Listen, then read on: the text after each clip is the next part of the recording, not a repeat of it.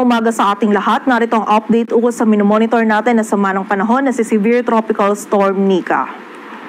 Kaninang alas 2 ng madaling araw, si Bagyong Nika ay nag-intensify pa into a severe tropical storm at huli itong namataan sa layong 690 kilometers silangan ng Infanta, Quezon. Taglay na nito ngayon yung lakas ng hangin na 100 kilometers per hour malapit sa sentro at bugso ng hangin na umaabot sa 125 kilometers per hour. Ito'y kumikilos pa west-northwestward sa bilis na 30 kilometers per hour at sa kasalukuyan po or ngayong araw ay meron na tayong mararanasan ng mga pag-ulan dito sa area ng Bicol Region, maging sa bahagi din po ng Quezon at ng Eastern Visayas, lalong-lalo na dito sa area ng Northern Samar, dulot po ni Bagyong Nika. And also makakaranas na din po tayo ng bugso ng mga malalakas na hangin dito din sa ilang areas ng Bicol Region. So pag-iingat po para sa ating mga kababayan dyan. Samantala, yung bagyo naman na minomonitor natin sa labas ng PAR na si dating Bagyong Marce, ay huling namataan sa layong 770 kilometers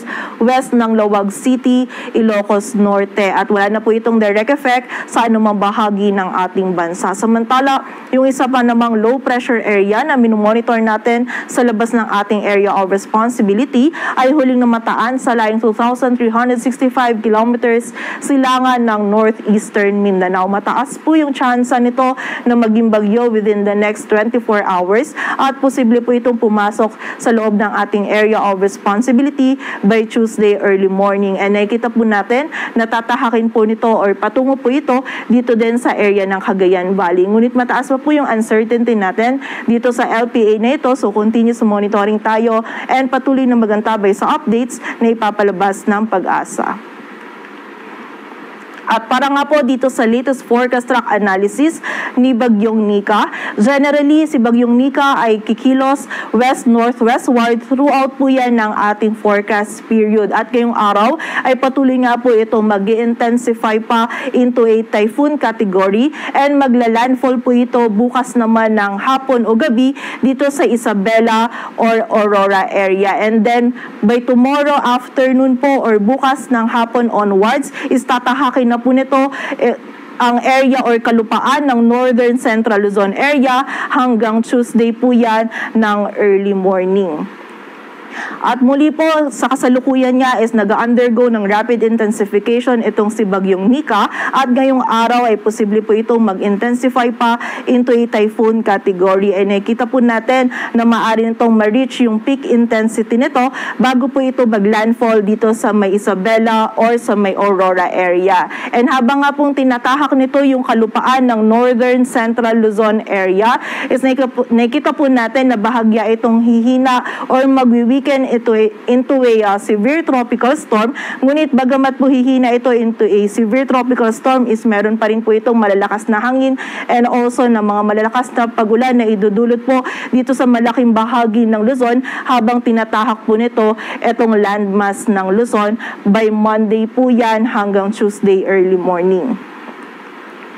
And muli po, hindi lang bibigyan din lang po natin na hindi lang po yung landfall point natin or yung area kung saan magla-landfall yung maaapektuhan po ni Bagyong Nika. So ina-expect po natin dahil nga yung si Bagyong Nika ay malaki po yung cloudiness po na dulot na dala ng bagyo, is ina-expect po natin ngayong araw pa lang meron tayong mararanasan na bugso ng mga malalakas na hangin and also ng mga pag-ulan dito sa may silangan ng Southern Luzon and also dito din po sa area ng Eastern Visayas. And habang papalapit nga po si Bagyong Nika, by tomorrow po ng Lunes hanggang kung saan ito naman po ay magla-landfall dito sa Isabela or Aurora area and then tatahakin ito or tatawid ito dito sa landmass and lalabas po ito ng landmass naman by Tuesday early morning and expect po natin ito pong Monday hanggang bukas po ng early morning, Monday po or mula po bukas hanggang Tuesday po ng early morning. Ito po yung makakaranas po tayo ng mga malalakas na hangin or dito po natin mararanasan yung peak ng mga malalakas na hangin and also yung mga malalakas po na pag-ulan na dulot ni Bagyong Nika. Dito po yan sa malaking area ng Northern Luzon at Central Luzon. And also, hindi rin po natin inaalis yung possibility na habang tinatahak po ni Bagyong Nika Itong area ng Northern Central Luzon is posible din pong mahagip nung mga outer rain bands nito or nung trough nito or na mga kaulapan po nito itong area ng Metro Manila and yung nearby areas po nito kung saan possible po na habang tinatahak po nito ni Bagyong Nika yung kalupaan, bukas ng afternoon hanggang Tuesday early morning is makaranas din po tayo ng maulap na kalangitan and mataas po ng tsansa ng mga pag-ulan dito sa Metro Manila and sa nearby areas po nito. So continuous monitoring po tayo and patuloy po na magantabay sa updates na ipabalabas po ng Pag-asa. At sa kasalukuyan nga po, meron tayong nakataas na wind signal number 2 sa southeastern portion ng Isabela maging sa northern portion ng Aurora. Samantala, wind signal number 1 naman po sa southern portion ng Cagayan, rest of Isabela, Quirino, Nueva Vizcaya, southeastern portion ng Kalinga, sa eastern portion ng Mountain Province, Ifugao sa eastern portion ng Pangasinan, rest of Aurora, Nueva Ecija, sa northeastern portion ng Pampanga, sa northern and eastern portions ng Bulacan, sa eastern portion ng Quezon, kasama na po dyan yung Polillo Islands, Camarines Norte, Camarines Sur, sa Catanduanes, maging sa northeastern portion po ng Albay, kung saan yung mga areas na nabanggit po natin is makakaranas po ng mga malalakas na hangin na dulot ni Bagyong Nika. So muli po ngayong araw pa lang, meron ng mararanasan na bugso ng mga malalakas na hangin dito po sa silangan ng Southern Luzon. And nakita nga po natin ang highest wind signal na maaari po nating itaas during ng paglagi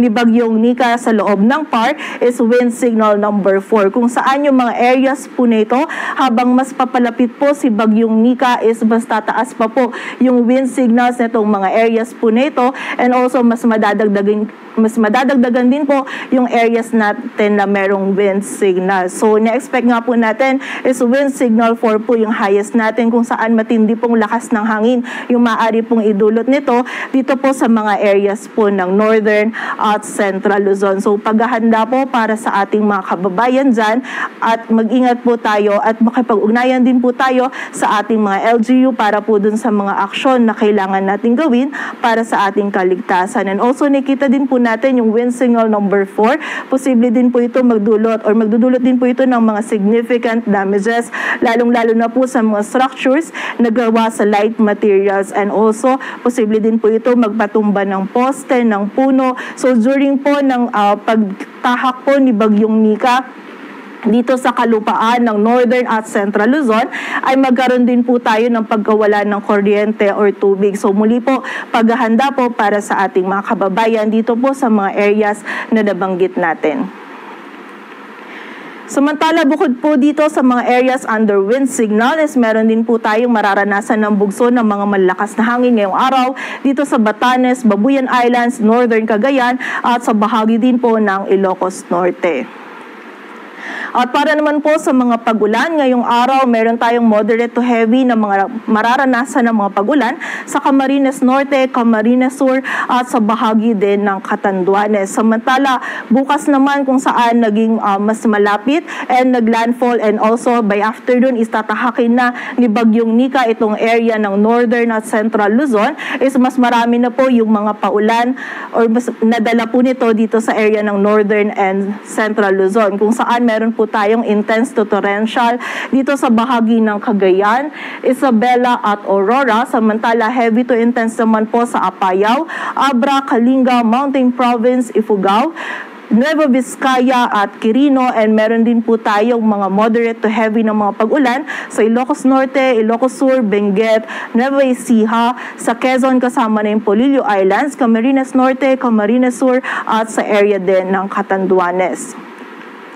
Samantala, by Tuesday naman po, mostly ito ay by Tuesday early morning, ay meron pa rin po tayong mararanasan ng mga heavy to intense sa Ilocos Norte, Apayao, Abra, Ilocos Sur, Kalinga, Mountain Province, Ifugao. And also meron din po tayong mga moderate to heavy sa Cagayan, Isabela, Nueva Vizcaya, Quirino, La Union, Benguet, Pangasinan, sa bahagi din ng Nueva Ecija at Aurora. So pag-iingat po para sa ating mga kababayan sa mataas na banta ng mga pagbaha at pagguho ng lupa. And also, nakikita nga po natin Yung peak po na mararanasan natin yung mga malalakas na pag-ulan na dulot ni Bagyong Nika is by Monday afternoon hanggang Tuesday early morning po. So ina-expect natin na yung mga tuloy-tuloy na malalakas po na pag-ulan nito ay magdudulot po ng mga pagbaha sa malaking area po, and also nakikita din po natin yung mga malapit po sa sapa,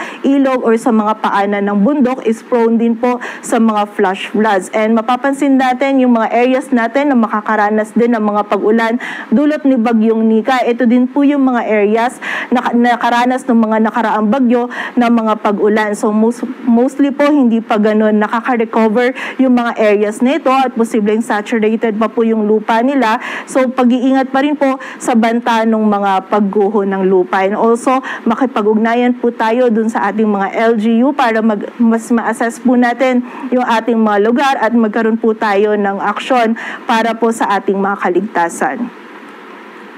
Samantala, meron din po tayong minimal to moderate risk ng storm surge in the next 48 hours. Dito naman po sa Ilocos Norte, Ilocos Sur, La Union, Pangasinan, Cagayan, kasama na po dyan yung Babuyan Islands, maging sa bahagi din ng Isabela, Zambales, Aurora, Quezon, kasama na yung Polillo Islands, Camarines Norte, Camarines Sur, Albay at Catanduanes, kung saan pag-iingat po, paghanda at maging alerto po para sa mga kababayan natin dyan sa areas na nabanggit po natin na yan. And muli po, makipag-ugnayan din po tayo sa ating mga LGU para po sa ating mga posibleng paglikas.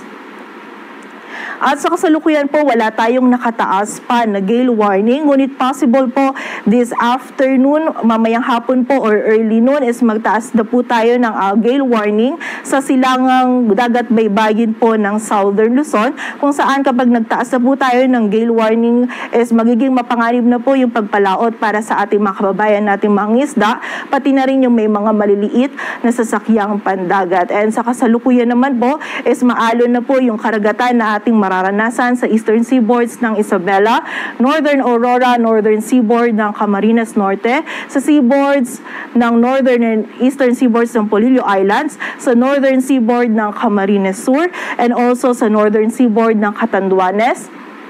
Talalabing bahagi pa ng Aurora sa eastern seaboards ng Babuyan Islands, mainland Cagayan at sa northern Quezon at maging sa bahagi din po ng Catanduanes.